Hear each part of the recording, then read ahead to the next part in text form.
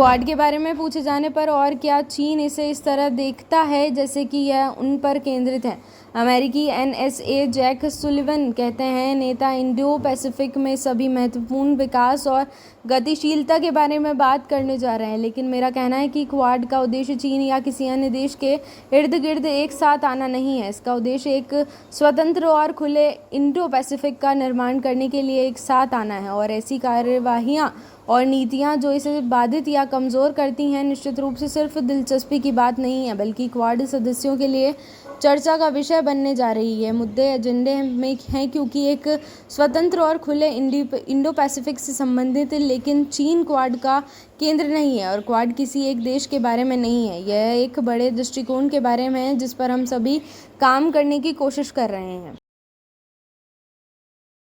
राष्ट्रपति Joe Biden ने tweet किया, आज मैं प्रधानमंत्री अल्बांसे, मोदी और किशिंदा का अपने घर डेलावेयर में स्वागत करूंगा। ये नेता न केवल एक स्वतंत्र और खुले हिंद प्रशांत क्षेत्र को सुनिश्चित करने के लिए आवश्यक हैं, वे मेरे और हमारे राष्ट्र के मित्र हैं। मैं आगे शिखर सम्मेलन में हम जो कुछ भी हासिल करेंगे उसके लिए तत्पर हूँ। असम के मुख्यमंत्री हिमंत बिस्वा शर्मा ने शनिवार को ढेकियाजुली में शहीद स्मारक पार्क में कन्वेंशन सेंटर का उद्घाटन किया। उन्होंने ढेकियाजुली में शहीदों की प्रतिमाओं का भी अनावरण किया, जिन्होंने 2042 के भारत छोड़ो आंदोलन के दौरान सर्वोच्च बलिदान किया था, जिसमें उनकी विरासत भारत के स्वतंत्रता संग्राम के इतिहास में अंकित हो गई। विदेश मंत्रालय के आधिकारिक प्रवक्ता रणधीर जायसवाल ने ट्वीट किया, प्रधानमंत्री नरेंद्र मोदी ऐतिहासिक शहर फिलाडेल्फिया पहुंचे। विल्मिंगटन डेलावेयर में द्विपक्षीय और क्वाड प्रारूपों में बैठकों के साथ एक एक्शन से भरपूर दिन आगे है। शिवसेना सांसद डॉक्टर श्रीकांत शिंदे ने कहा, राज्य सरकार द्वारा किए गए सकारात्मक कार्यों को सोशल मीडिया पर प्रचारित करने और पार्टी को जनता तक पहुंचाने के लिए आज शिवसेना कार्यकर्ताओं ने एक बैठक बुलाई गई थी। पूर्व मुख्यमंत्री नवीन पटनायक ने ओडिशा पुलिस द्वारा सेना के एक कैप्टन और उनकी मंगेतर को कथित तौर पर परेशान करने के मामले में न्यायालय की निगरानी में जांच और न्यायिक जांच की मांग की है। पुलिस ने कथित तौर पर उनके कपड़े उतारने की छेड़छाड़ और उन्हें प्रताड़ित किया। महिला का कहना है कि भुवनेश्वर के भरतपुर पुलिस स्टेशन के प्रभारी निरीक्षक ने उसके सामने अपने गुप्तांगों का उजागर किया। सेना के कैप्टन, जिन्होंने कहा कि पुलिस ने उन्हें बंद कर दिया था, ने आरोप लगाया कि बाद में उन्हें अपनी मंगेतर को अर्धनग्न अवस्था में हाथ पैर बंधे हुए और खून बहते हुए पाया। 22 सिख रेजिमेंट के अधिकारी और कोलकाता में तैनात ने कहा कि उसका जबड़ा उखड़ गया था। सेना ने उड़ीसा उच्च न्यायालय के मुख्य न्यायाधीश को निष्पक्ष जांच और त्वरित कार्यवाही की मांग करते हुए पत्र लिखा है। नवीन ने कहा, मैं न्यायालय की निगरानी में एसआईटी जांच और न्यायिक जांच की मांग करता हूं। उन्होंने कहा कि इस घटना ने देश की अंतरात्मा को झकझोर दिया है। हमारी सरकार के दौरान हमारे पास मो सरकार की प्रणाली थी, जिसमें मुख्यमंत्री, मंत्री और वरिष्ठ अधिकारी नागरिकों से पुलिस स्टेशनों और अस्पतालों सहित सरकारी कार्यालयों में उनके दौरे के बारे में फीडबैक मांगते थे कि क्या उनके साथ सम्मान और पेशेवर आचरण के साथ व्यवहार किया गया। इस भाजपा सरकार ने मो सरकार को रोक दिया है और इसके परिणाम सामने हैं। मुख्यमंत्री मोहन चरण मांझी ने शुक्रवार को अपनी चुप्पी तोड़ी और कहा कि उनकी सरकार दोषियों को दंडित करने के लिए सभी कदम उठा रही है।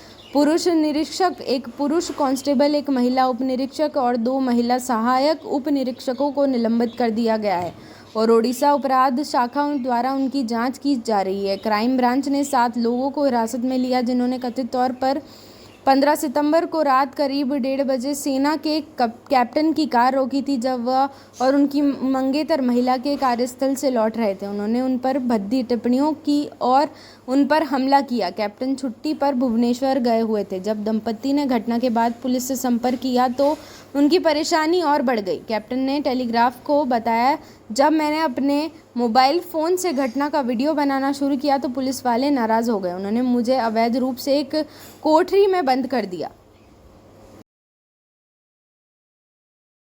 एक संकीर्ण ऑपरेशनल अवसर का लाभ उठाते हुए शुक्रवार को बैरूत में एक इजरायली हवाई हमले ने कुलीन राडवान फोर्स की एक बैठक को निशाना बनाया, जिसमें आईडीएफ के शीर्ष जबुल्ला लक्ष्य इब्राहिम अकील की मौत हो गई। यह हमला दहिये पड़ोस में एक पार्किंग स्थल में हुआ, जहां लगभग 20 कमांडर चर्चा के लिए एकत्र हुए थे। जेरूसलम पोस्ट ने बताया, बैठक कथित तौर पर पार्किंग संरचना के दूसरे भूमिगत स्तर पर हुई थी। इजरायल रक्षा बलों ने 4 मिसाइलों का उपयोग करके हमले को अंजाम दिया, जिससे महत्वपूर्ण संरचनात्मक क्षति हुई है। जिस मंजिल पर बैठक हो रही थी वह ढह गई। रिपोर्टों के अनुसार यह आईडीएफ ऑपरेशन इब्राहिम अकील और अन्य वरिष्ठ नेताओं द्वारा भूमिगत स्थान पर बैठक बुलाने के बारे में खुफिया जानकारी सामने आने के बाद योजनाबद्ध किया गया था।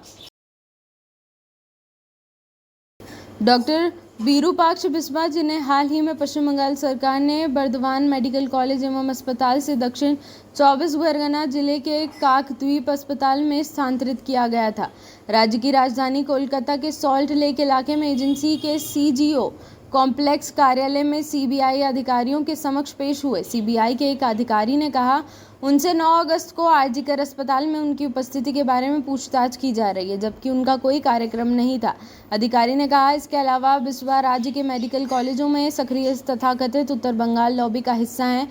चिकित्सकों के अनुसार उत्तर बंगाल लॉबी डॉक्टरों और अधिकारियों का एक समूह है, जिन्होंने राज्य में सरकारी चिकित्सा प्रतिष्ठानों में छात्रों को धमकाया। बिस्वा और 2 अन्य डॉक्टरों आविक डे और रंजीत साहा का नाम पश्चिम बंगाल के विभिन्न मेडिकल कॉलेजों और अस्पतालों में छात्रों को धमकाने के आरोप में एफआईआर दर्ज में किया गया है। तीनों पर भारतीय न्याय संहिता की धारा 351 किसी व्यक्ति को यह विश्वास दिलाने के लिए कि उस पर आपराधिक बल का प्रयोग किया जा रहा है के तहत मामला दर्ज किया गया है।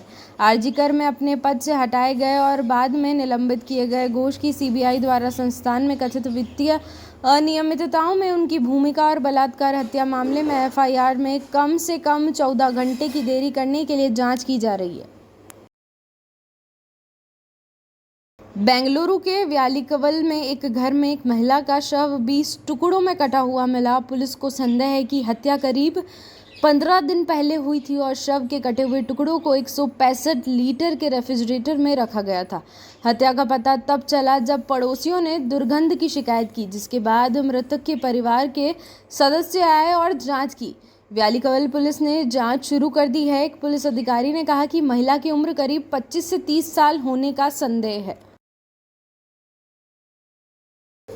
कांग्रेस नेता राहुल गांधी ने 26 वर्षीय अनसर्ट एंड यंग कर्मचारी अन्ना सेबेस्टियन के माता-पिता से बात की, जिनकी मृत्यु कार्य संबंधी तनाव के कारण हुई थी, और उन्हें आश्वासन दिया कि विपक्ष के नेता के रूप में वे व्यक्तिगत रूप से इस मुद्दे के लिए लड़ेंगे। कांग्रेस नेता प्रवीण चक्रवर्ती द्वारा कोच्चि में उनके घर की यात्रा के दौरान आयोजित एक वीडियो कॉल में गांधी ने परिवार के प्रति अपनी संवेदना व्यक्त की और लाखों पेशेवरों के लिए काम करने की स्थिति में सुधार के व्यापक हित में इस मुद्दे पर बोलने के लिए उनके साहस की सराहना की। कांग्रेस पार्टी द्वारा जारी एक बयान में कहा गया, विपक्ष के नेता राहुल गांधी ने आज अन्ना सेबेस्टियन के माता पिता से एक वीडियो कॉल के माध्यम से बात की, जिसे अखिल भारतीय व्यावसायिक कांग्रेस के अध्यक्ष प्रवीण चक्रवर्ती द्वारा कोच्चि में उनके घर की यात्रा के दौरान आयोजित किया गया था। गांधी ने अन्ना के आकस्मिक और दुखद निधन पर अपनी संवेदना व्यक्त की। इसके अलावा उन्होंने भारत में लाखों पेशेवरों के लिए काम करने की स्थिति में सुधार के व्यापक हित में इस मुद्दे के पर बोलने के लिए परिवार के साहस और निस्वार्थता की सराहना की। गांधी ने उन्हें आश्वासन दिया कि वह विपक्ष के नेता के रूप में अपनी क्षमता के अनुसार व्यक्तिगत रूप से इस मुद्दे के लिए लड़ेंगे। गांधी ने अखिल भारतीय व्यावसायिक कांग्रेस के अध्यक्ष को देश के सभी कामकाजी पेशेवरों के लिए प्रत्येक महिला की याद में जागरूकता आंदोलन बनाने का निर्देश दिया।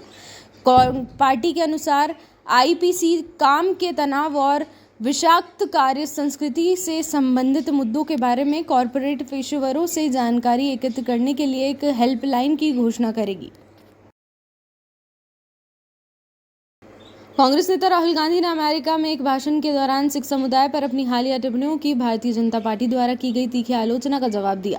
भाजपा पर गलत बयानबाजी करने के लिए उनके शब्दों को तोड़ मरोड़ कर पेश करने के लिए आरोप लगाते हुए गांधी ने विवाद को संबोधित करने के लिए सोशल मीडिया प्लेटफॉर्म ट्विटर का सहारा लिया। 10 सितंबर को अपने संबोधन के एक क्लिप साझा करते हुए गांधी ने लिखा, भाजपा अमेरिका में मेरी टिप्पणियों के बारे में झूठ फैला रही है। मैं भारत और विदेशों में हर सिख भाई बहन से पूछना चाहता हूँ, क्या मैंने जो कहा उसमें कुछ गलत है? क्या भारत ऐसा देश नहीं होना चाहिए जहां हर सिख और हर भारतीय बिना किसी डर के अपने धर्म का पालन कर सके? कांग्रेस नेता ने अमेरिका में की गई अपनी टिप्पणियों का बचाव करते हुए कहा कि सत्तारूढ़ पार्टी उन्हें चुप कराने की कोशिश कर रही है क्योंकि वे सच्चाई का सामना करने से बचने के लिए हताश हैं। उन्होंने कहा, हमेशा की तरह भाजपा झूठ का सहारा ले रही है। वे मुझे चुप कराने के लिए बेताब है क्योंकि वे सच को बर्दाश्त नहीं कर सकते, लेकिन मैं हमेशा उन मूल्यों के लिए बोलूँगा जो भारत को परिभाषित करते हैं। विविधता में हमारी एकता, समानता और प्रेम। वॉशिंगटन डीसी के उपनगर वर्जीनिया में हर्नडन में भारतीय अमेरिकियों की एक सभा को संबोधित करने हुए गांधी ने भारत के अल्पसंख्यक समुदाय के सामने आने वाली चुनौतियों पर बात की। उन्होंने भाजपा की वैचारिक रीढ़ राष्ट्रीय स्वयंसेवक संघ पर भारत के ऐसे दृष्टिकोण को बढ़ावा देने का आरोप लगाया जिसमें कुछ धर्मों, भाषाओं और समुदायों को हीन माना जाता है। गांधी ने वीडियो में कहा, लड़ाई राजनीति के बारे में नहीं है, यह सतही है। लड़ाई इस बारे में है कि क्या उन्हें भारत में अपनी पगड़ी अपना कड़ा पहनने और गुरुद्वारे में जाने की अनुमति दी जाएगी, और यह सिर्फ उनके लिए नहीं है, सभी धर्मों के लिए है। आरएसएस मूल रूप से यह कह रहा है कि कुछ राज्य अन्य राज्यों से हीन है, कुछ भाषाएं अन्य भाषाओं से हीन है, कुछ समुदाय अन्य समुदायों से हीन है। तटरक्षक अभ्यास और कैंसर से लड़ने की पहल क्वाड में घोषित नई परियोजनाओं में से एक होगी, जब अमेरिकी राष्ट्रपति जो बिडेन प्रधानमंत्री नरेंद्र मोदी और ऑस्ट्रेलिया और जापान के नेताओं की मेजबानी करेंगे। शुक्रवार को पत्रकारों के साथ एक ब्रीफिंग कॉल के दौरान बिडेन प्रशासन के एक अधिकारी ने कहा कि अमेरिकी तटरक्षक बल इंडो पैसिफिक में अपने जहाज पर भारतीय, ऑस्ट्रेलियाई और जापानी तटरक्षकों का स्वागत करेगा, जिसके बाद अन्य देश बारी बारी से मेजबानी करेंगे। चीन के संदर्भ में ब्रीफिंग अधिकारी ने जोर देकर कहा कि क्वाड को किसी भी तरह के सैन्य गठबंधन के रूप में नहीं बल्कि एक साझेदारी के रूप में परिभाषित किया जाना जारी है। इस सप्ताह की शुरुआत में व्हाइट हाउस के प्रवक्ता जॉन किर्बी ने शिखर सम्मेलन के एजेंडे में इसे उच्च बताया था। फिर भी चीन के साथ साथ डीबीआर के जैसे अन्य देशों पर चर्चा की जाएगी और शिखर सम्मेलन के संयुक्त बयान में दक्षिण चीन सागर और उत्तर कोरिया में संबंध में अब तक की सबसे कठोर भाषा शामिल होगी। अधिकारी ने कहा, क्वाड सदस्यों के तट रक्षकों द्वारा संयुक्त अभ्यास पर अधिकारी ने कहा कि इस खतरे की घंटी के रूप में नहीं देखना चाहिए, बल्कि ये क्वाड की शांति और स्थिरता को मजबूत करने के लिए अंतर्राष्ट्रीय कानून की निरंतरता के लक्ष्य में अनुरूप है। एक वरिष्ठ प्रशासनिक अधिकारी ने शिखर सम्मेलन की पूर्व संध्या पर संवाददाताओं को बताया कि कैंसर मॉनशूट बिडेन की एक पसंदीदा परियोजना है, जिन्होंने 2015 में अपने वयस्क बेटे को ब्रेन कैंसर के कारण खो दिया, जिसमें स्क्रीनिंग, टीके और उपचार शामिल होंगे, जिसके सभी 4 क्वाड भागीदारों से दान द्वारा समर्थित किया जाएगा। दिल्ली शराब नीति मामले में अरविंद केजरीवाल को जमानत मिलने और अपने इस्तीफे की घोषणा के कुछ दिनों बाद आम आदमी पार्टी की नेता आतिशी ने दिल्ली के नए मुख्यमंत्री के रूप में शपथ ली। आतिशी दिल्ली की मुख्यमंत्री बनने की सबसे कम उम्र की नेता हैं। शपथ लेने से पहले उन्होंने अपने मंत्रिमंडल में शामिल आप नेताओं ने केजरीवाल से मुलाकात की। सुल्तानपुर माजरा से पहली बार विधायक बने मुकेश अहलावत आतिशी के मंत्रिमंडल में चेहरा है।